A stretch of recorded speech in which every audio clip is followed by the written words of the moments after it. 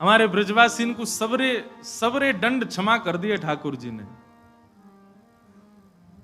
ब्रह्मा मोह कियो पछतायो, वो ब्रह्मा विधाता वाने नेक गलती कर दी, पछतायो महाराज, दूसरे जन्म में नाभाजी बन के आना पड़ो, भक्तमाल लिखनी पड़ी उनको, तब जाकर के अपराध मुक्त भये। और दर्शन को शिव ब्रज में आयो, जिनके एक अंगूठा नीचे पधराने से पूरा हिमालय प्रचंड भार युक्त हो गया और महाराज चिंगाड़ने लगा रावण। ऐसे महादेव, देवों के देव महादेव ठाकुर जी को दर्शन करके ब्रजमंडल आए और आज भी विराज रहे हैं। दर्शन को शिव ब्रज में आयो, मान इंद्र को दूर भगायो। इंद्र सामान्य नहीं है, 33 करोड़ देवताओं का राजा है इंद्र। उसका मान, वो भी महाराज यहां के नाक रिगड़ गए ठाकुर जी के आगे। पर ऐसो वही भगवान तो ये ब्रज में गारी खाए, तो ब्रजवासी छोड़े ना है, वो कैसी गारी दें। हम लोग तो भद्र अभद्रता बहुत ज्यादा कर देते हैं, ऐसी गारी ना दें हमारे ब्रज में। हमारे ब्रज में कैसी गारी दें। मुकुट धर सांवरे रे लाला, दोए बापन के जाए। जे गारी है, एक नहीं इनके दो दो पापा हैं। एक द्वारिका में बसे रे लाला, दूजे गोकुल राय। मुकुट धर सांवरे रे लाला, दोए बापन के जाए। पूरी गाली है ये, इसमें ऐसे ही सब भाव कहें, रसिक जनों के भाव मिलेगा तो कल सुनाऊंगा। आप सब मत गाना, ये ब्रजवासी गाएंगे तो ही, नहीं ब्रह्मा ने गाई तो देख लो क्या हालत कर दी बाकी।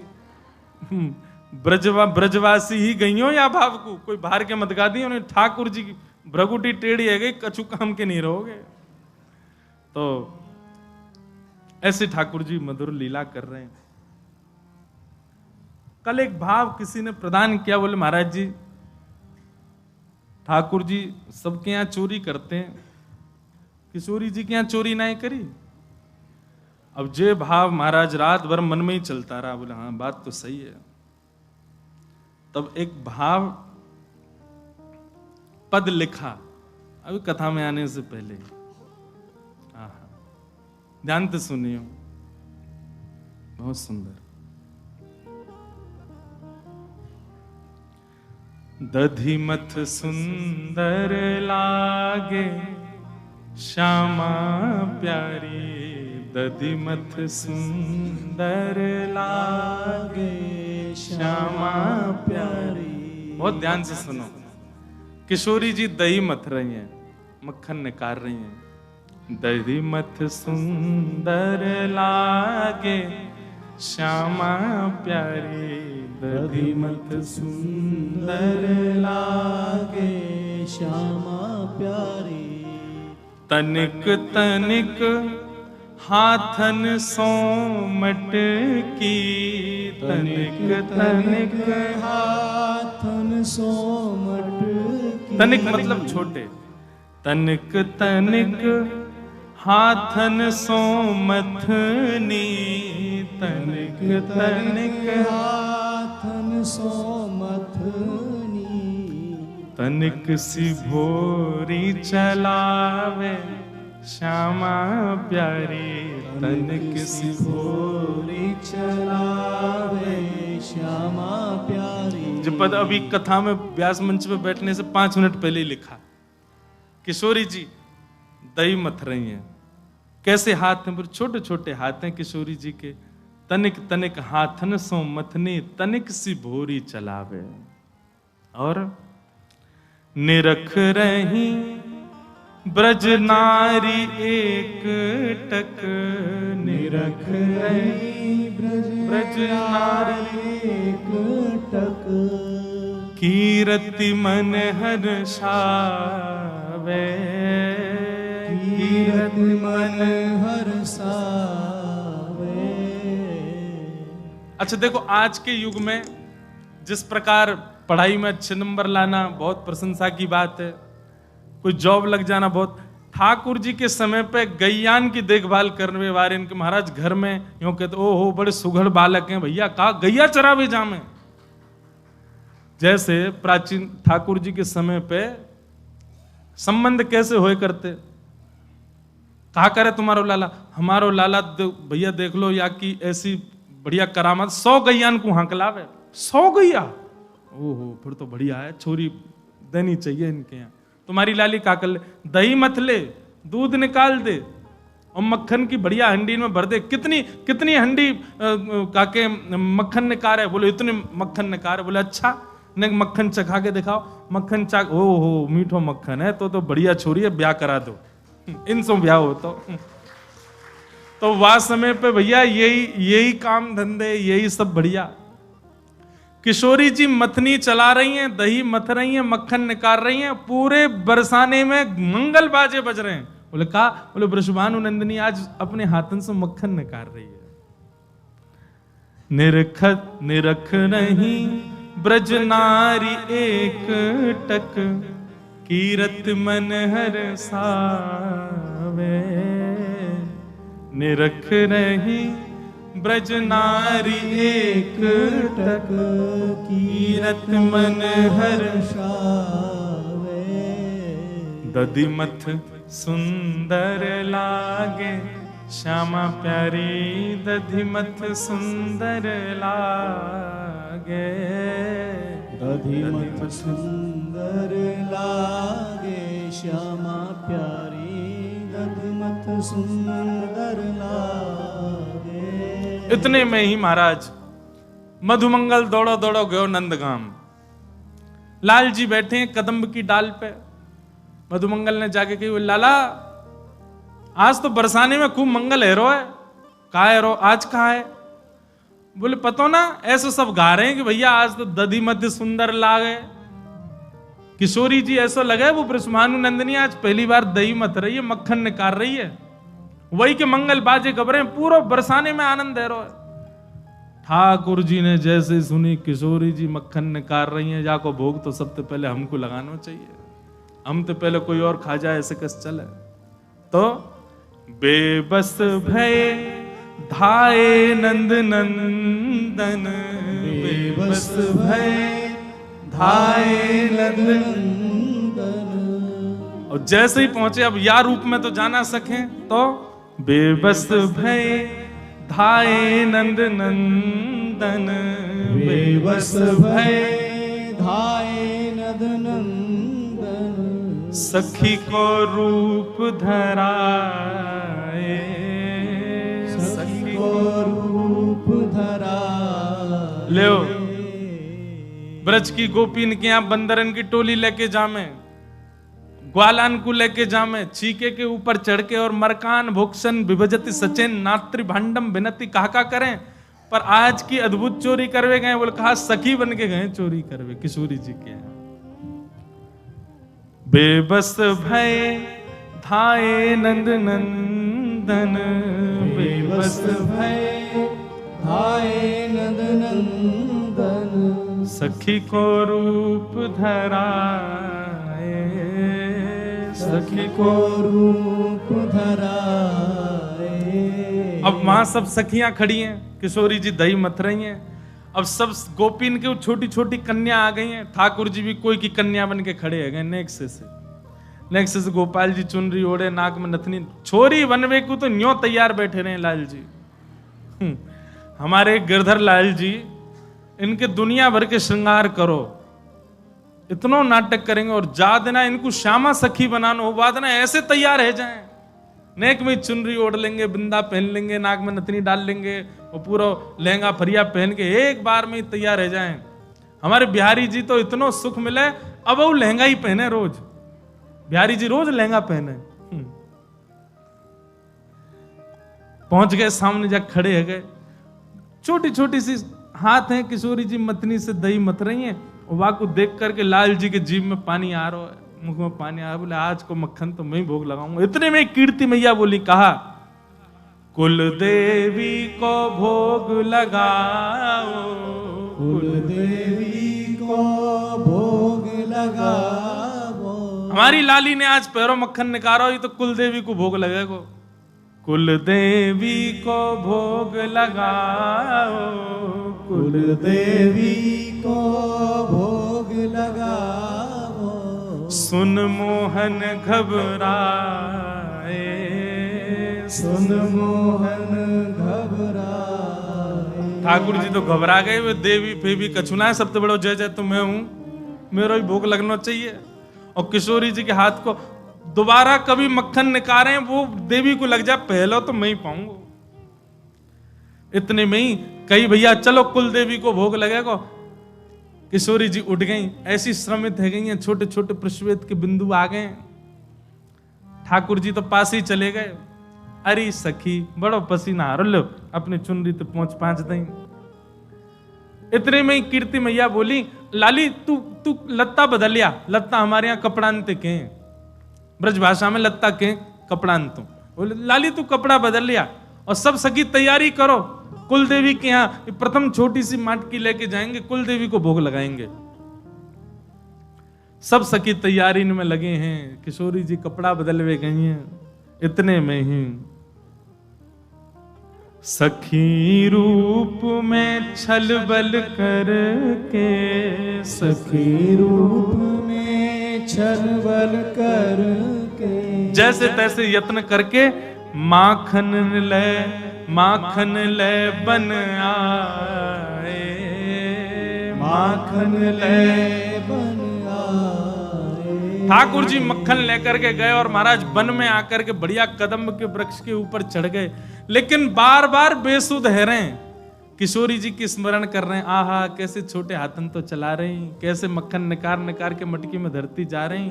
ऐसे ठाकुर जी आनंद में भरते गए और बार बार सोचे, आहा कितना सुंदर स्वरूप, कितनी सुंदर छाया। तभी ठाकुर जी ने मन में विचार किया, गोद में मक्खन रखो है, अब पाए तो सही आको।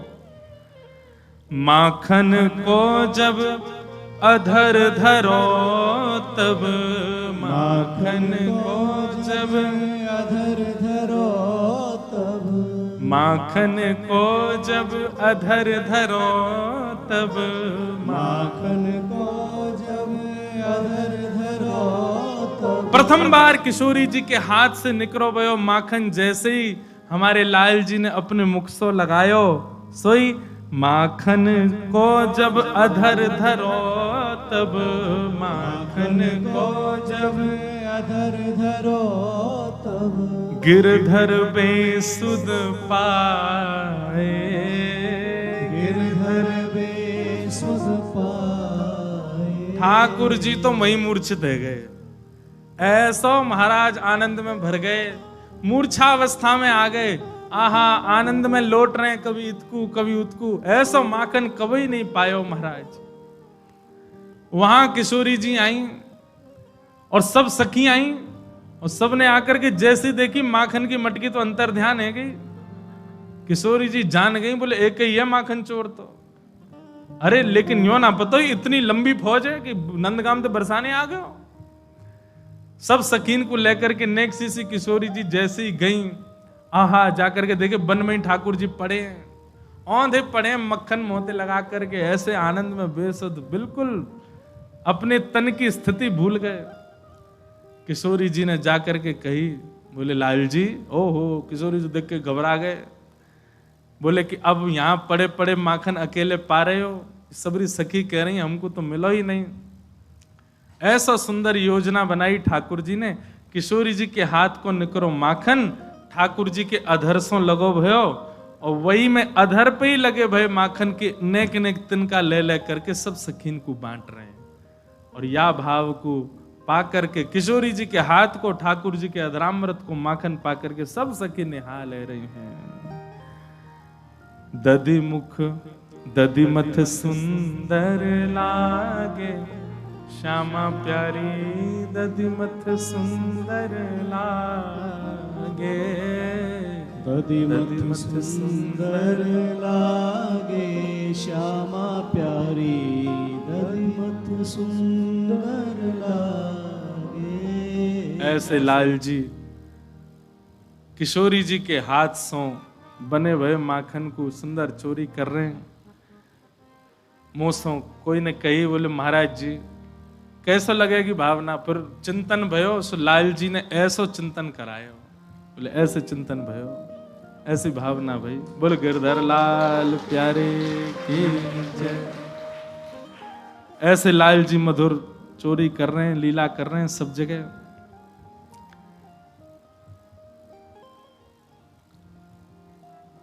जो भी पद पदावली लिखी जाए ना, वो हमारी तो सामर्थ्य है ही नहीं। ये बात हम सत्य कह रहे हैं। अपने लाल जी को चिंतन करके आप सब भी अगर लीला को चिंतन करोगे ना कि हमारे हाथ के सेवा के ठाकुर जी लीला में हैं, आप चिंतन करोगे, अपने आप आपके हृदय में भाव उत्पन्न होंगे, शब्द निकल आएंगे। ऐसी सुंदर भाव यहाँ को वंदन करें। ठाकुर जी की आगे दामोदर लीला बताई गई। भगवान एक दिन सवेरे सवेरे उठ करके आए, यशोदा मैया की गोद में लेट गए। मैया से बोलने लगे, मैया तो को दूध प्यारो कि पूत प्यारो? मैया बोली, मोको तो मेरो लाला प्यारो है। इतने में ही सामने कंडान पे, अग्नि पे, चूल्हा पे औट रहे हो, दूध निकरवे लगो। ठाकुर जी मैया को दूध पान करने लगे। जैसे ही दूध निकलने लगो, महाराज यशोदा मैया ने देखी दूध निकल रहा है, सो ठाकुर जी तो दूर पटक दिए, दूध को संभालवे चली गई। लाल जी बोली, अभी तो मैया कह रही मुझको पूत प्यारो, और दूध के पीछे भाग गई। भावना ऐसी है, देखो बहुत ध्यान से सुनना। ठाकुर जी रोज सुबह उठते ही पट दूध पियो। सबसे पहले तो सेवा में एक चीज प्रारंभ करो, अपने ठाकुर जी को उठते ही दूध पिवाओ। रसिक जनन की लीला सुनकर के एक बात पुष्ट हुए कि ठाकुर जी कैसे उठे। बोले मैया जाकर के लाल जी के सिरहाने हाथ धरे, हाथ धर के नेक लाल जी को अचक ऊपर करे और दूध को भरो भयो पात्र, बढ़िया सुंदर झाग, बढ़िया सुंदर सुगंधित दूध, नेक नेक कम कम गरम, बिल्कुल गरम नहीं, नेक नेक अधोटो सा दूध, और वो लाल जी के ऐसे मुख सो लगा दे। जैसे ही मुख में दूध को प्रथम बिंदु जावे, सोई ठाकुर जी के नेत्र खुल जाए। उठते पट दूध कियो, दूध पियो। बिना दूध के ठाकुर जी उठे ही ना है। दूध और लड्डू को भोग सुबह उठते ही ठाकुर जी को लगाओ।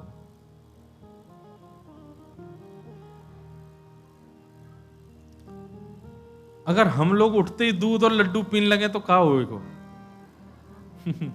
कभी कभी मैं ठाकुर जी की 56 भोग की सामग्री देख करके, सोच करके मन विचार करूं, लाल जी तुम्हारी जैसी डाइट हमारी है जाए तो क्या होएगा? हम वैसे आ जाएंगे गत मदरा से, है ही गए। लाल जी की सेवा वारो अगर पत्र पूछ रहा सो तो यूं समझ लियो सेवा ना करे, बढ़िया थे। लाल जी की सेवा वारो ने तगड़ो सो तो यूं समझो हाँ लाल जी खाते पीते घर के हैं आके। हमारे एक महाराज जी हैं वृंदावन के, उनसे किसी ने कही, बोले महाराज जी न कसरत करे करो, सुबह सुबह घूमे करो, न शरीर कम कर लियो अपनो। महाराज जी बोले राम राम राम राम राम।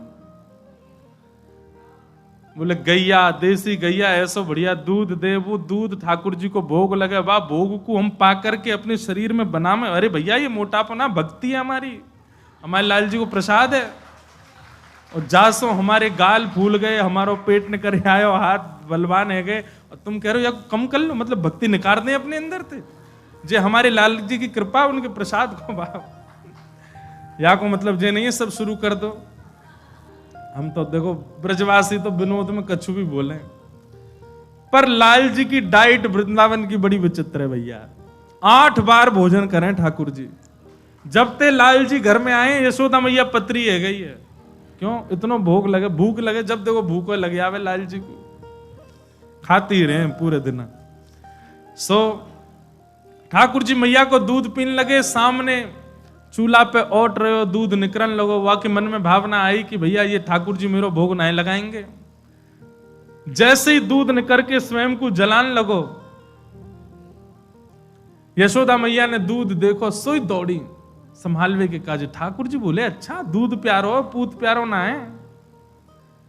भगवान बोले या दूध को मैं देखूं। सोई ठाकुर जी ने एक डंडा लियो और जितने गौरस के मटका है सब फोड़ दिए। अब तक तो बाहर फोड़ रहे, अब रे सब अपने नंद भवन के ही फोड़ दिए। जैसे जैसे मटका फोड़ते गए, यशोदा मैया ने संभाल के दूध पीछे देखो तो ठाकुर जी सबरे मटकान ने फोड़ रहे हैं।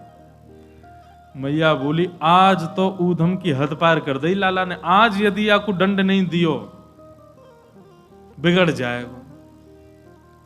मैया ने एक छड़ी उठाई और जैसे ही ठाकुर जी ने छड़ी उठाती मैया देखी ठाकुर जी दौड़े वहां थे। अब आगे आगे ठाकुर जी दौड़ रहे हैं, पीछे पीछे मैया दौड़ रही हैं और पूरे गोकुल में ठाकुर जी चौकड़ी मार के दौड़ रहे हैं। कभी कोई गली में घुस जाए, कभी कहीं चले जाए, मैया भी आज कम नहीं पड़ रही। बोले आज याकू दंडित करूंगी करूंगी, आज ना छोड़ूंगी याकू। दौड़ते दौड़ते लाल जी जैसी जंगल की ओर भागे, मैया पीछे भाग रही है। बूढ़ी बड़ी मैया बेचारी है। मैया तो नीचे बैठ गई, हांफन लगी, पसीना आ गए। ठाकुर जी दूर एक वृक्ष के पीछे खड़े है गए, वहीं से मैया को देख रहे हैं और दूर से ही पूछ रहे मैया कहां गए हो, अब काहे को ना दौड़ रही, जल्दी आ। मैया बोली अरे लाला मैं थक गई हूं, हार गई हूं। अच्छा मेरी मैया हार गई है? बोले हाँ हार गई हूं। अरे मैया तेरी हार कैसे दूर होएगी, तेरी थकान कैसे दूर होएगी मैया? मैया बोली मेरो लाला यदि आए करके मुंह को गले ते लगाए लेगो तो मेरी हार दूर रह जाएगी। ठाकुर जी बोले मैया मेरो मन तो हेरो आवे को, पर मैं आऊंगो ना है। क्यों क्यों ना आवे को? मैया तेरे हाथ में जो छड़ी लगी या तो मुंह तो डर लगे, पहले याकू फेंक, दूर फेंक के आ तब आऊंगा। मैया बोली अगर मैंने फेंक दी तो आ जाएगा? बोले हाँ आ जाऊंगा। मैया गई दूर जाकर के छड़ी दूर फेंक दी। ठाकुर जी देख रहे हैं कि हाँ छड़ी फेंक दी। छड़ी फेंक के मैया जैसी आई सो ठाकुर जी दौड़ करके गई, मैया के गले से लग गए, गले में बैठ के। मैया के हृदय में आनंद है। बहुत देर तक तो ठाकुर जी को ऐसे ही रखो, थोड़ी देर में मैया को याद है नहीं नहीं यशोदा आज तो तू गुस्सा में। तुरंत ठाकुर जी नीचे उतार दी, हाथ पकड़ लियो, कस के बोले अब चल, अब तो बताऊं।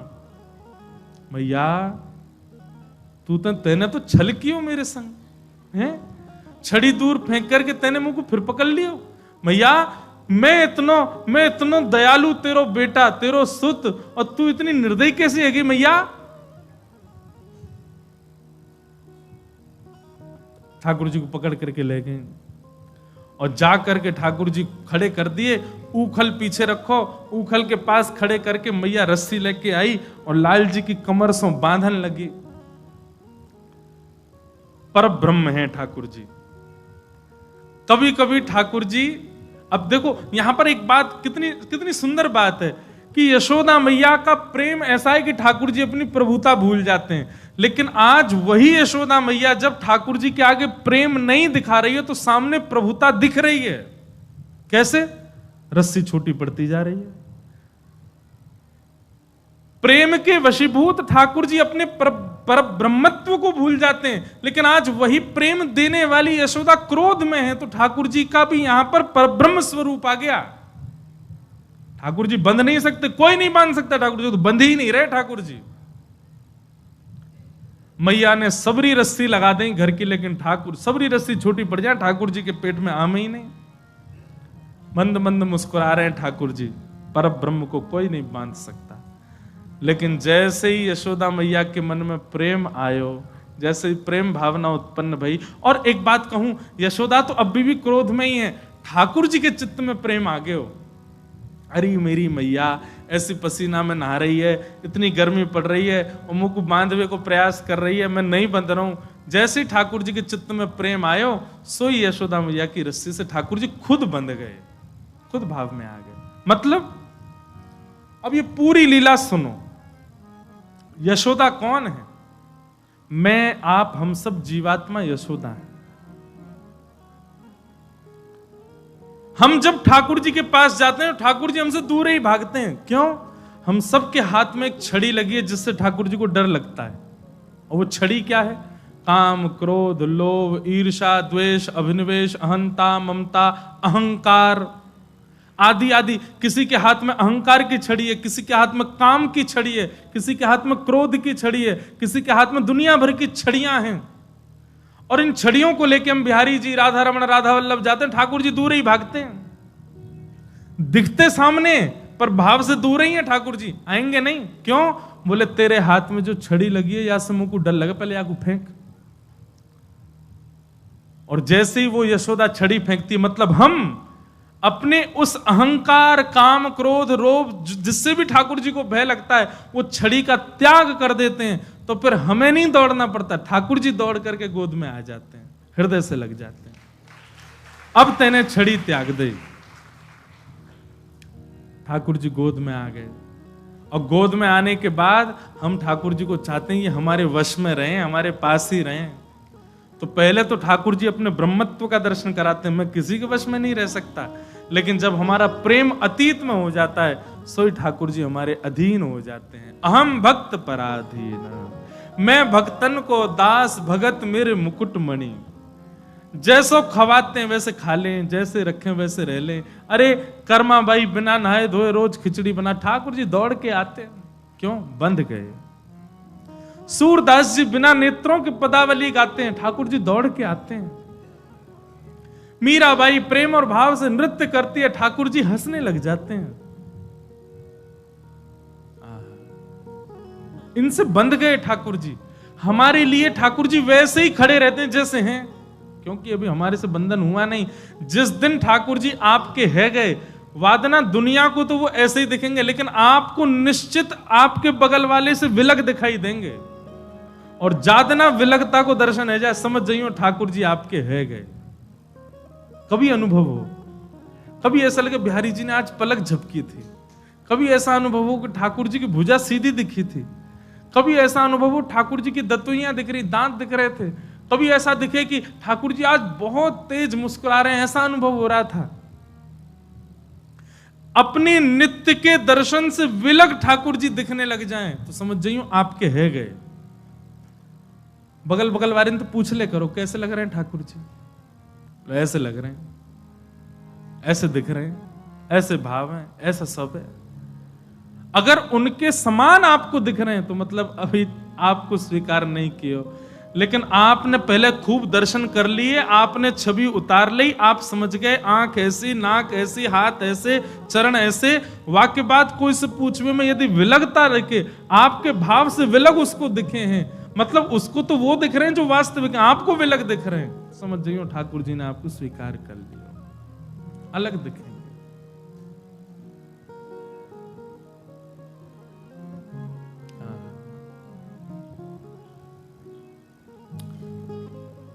भगवान बंध गए उखल में। यशोदा मैया ने कही आज ना तो को रोटी मिलेगी ना मक्खन मेरे कछु नहीं मिलेगा, खड़ो नहीं यहीं पे, उदम मचावे पूरे दिना। ठाकुर जी चुपचाप खड़े हैं, बंध गए। इतने में ठाकुर जी उखल को सरका सरका करके आगे जाने लगे। दो वृक्ष खड़े थे, नल कुंवर और मणिग्रीव कुबेर के दोनों पुत्र ही शापित होकर के वृक्ष बन गए थे। भगवान ने जैसे ही अपने हस्त कमल का स्पर्श किया, दोनों वृक्ष टूट करके गिर गए और उनमें से नलकुंवर मणिग्रीव देवता प्रकट हो गए। दोनों ने भगवान की स्तुति गाई। वाणी गुणानुकथने श्रवणौ कथाया। राधा रमणम हरे हरे पद जो भी सुनता है उसके प्रारंभ में यही श्लोक है, नलकुंवर मणिग्रीव की स्तुति। वाणी गुणानुकथने श्रवणौ कथाया, हस्तौ च कर्म सुमनस्तव पादयोर्न, स्मृत्यां शिरस्तव निवास जगत् प्रणामे, दृष्टि सतां दर्शनेस्तु भवत्तनूना। नलकुंवर मणिग्रीव जो स्तुति गा रहे हैं बहुत सुंदर है। ठाकुर जी से क्या कह रहे हैं? वाणी गुणानुकथने, हे नाथ हमारी जिह्वा को शक्ति देना, इससे केवल आपकी कथा गाई जाए, आपकी ही चर्चा हो। श्रवणौ कथायाम, हमारे कान केवल आपकी कथा श्रवण करें, फालतू की बकवाद में हमारा मन ना लगे। श्रवणौ कथायाम, और हस्तौ च कर्म सुमनस्तव पादयोर्न, हमारे हाथ केवल आपकी सेवा कर सकें और मन केवल और केवल आपकी लीला में रमण करता रहे। नाथ मन सदैव आपके चरणों का स्मरण करे। स्मृत्याम शिरस्तव निवास जगत प्रणामे। समस्त जगत में ही आपका दर्शन करके जहां देखें वहां आप हमको दिखाई देने लग जाओ नाथ। समस्त जग को देख करके हम आपको वंदन किया करें। दृष्टि ही सताम दर्शनेस्तु भवत्तनूनाम। ये सबसे ऊंची बात है। आपका दर्शन तो हमको मिले ही मिले, पर हमारी दृष्टि आपके जो तनु यानी कि बेटे। बोले भगवान के बेटे कौन है? बोले भगवत यश गाने वाले, भगवत भाव में रहने वाले, वैष्णव तिलक वैष्णव कंठी माला धारण करके वैष्णव भाव में रहे, ये सब भगवान के बालक हैं।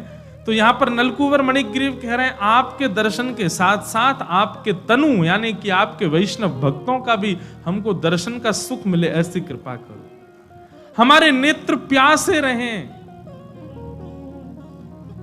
देखो चाहत कमल नयन को, देखो चाहत कमल नयन को, निस दिन रहत उदासी अखियां हरि दर्शन की।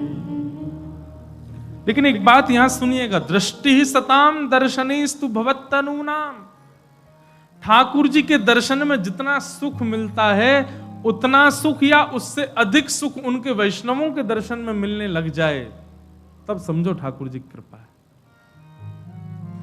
आप बिहारी जी का पर्दा हटते ही उछल पड़ते हैं, आनंदित हो जाते हैं। ऐसे ही आनंद, ऐसा ही उत्साह किसी वैष्णव को देख करके हो जाए, तब समझो ठाकुर।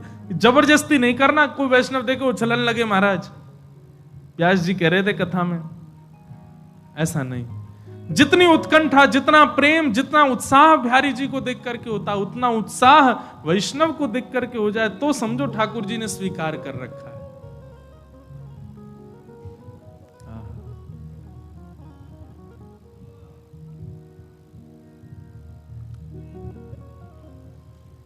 भवत्तनूनाम। नलकुंवर मणिग्रीव ने स्तुति गाई, स्तुति सुन करके भगवान ने उनको मुक्त कर दिया और दोनों मुक्त होकर के वहां से देवलोक को प्रस्थान कर गए। जब पेड़ टूटे तब आवाज नहीं हुई, पर जब दोनों प्रस्थान कर गए तब पेड़ टूटने की आवाज हुई। ऐसी आवाज हुई महाराज, सब ब्रजवासी दौड़े, कहां गए हो, कहां गए हो, कहां गए हो। और सबने जाकर के देखी, दो वृक्ष टूटे पड़े हैं, दोनों के बीच में ठाकुर जी खड़े हैं, ऊखल में बंधे भय।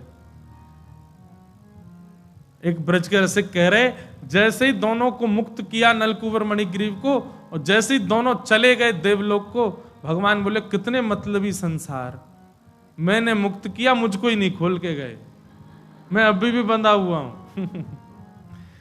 खुद वृक्ष के श्राप रूप में थे, मैंने मुक्त कर दिया, यूं नहीं कि मेरी रस्सी खुल जाते, भाग गए दोनों। ठाकुर जी अभी भी बंधे हैं। जो ही बांधे सो ही खोले, जाने बांधो वही खोलेगा आके, यशोदा मैया खोलेंगे। ठाकुर जी मानो ये प्रमाणित कर रहे हैं कि मैं आपके प्रेम में बंधा हूं, तो आप जब तोड़ना चाहोगे खुलना तभी खुलूंगा, और किसी के आने से मेरा प्रेम नहीं टूटेगा, मेरा प्रेम नहीं खुलेगा। हमारा प्रेम तो ऐसा है महाराज, जाके संग बातें बढ़िया कोई आ जाए तो प्रेम टूट जाए। ठाकुर जी को प्रेम ऐसा नहीं है। ठाकुर जी कह रहे हैं तू मेरी सेवा करे, तोते बढ़िया मालदार व्यक्ति आ जाए तो मैं बाकी तरफ नहीं जाऊंगा, मैं रहूंगा तेरो ही। तू जैसा रूखो सुखो खवावेगो, तेरो ही रहूंगा। अद्भुत प्रेम है बंधुओं ठाकुर जी का।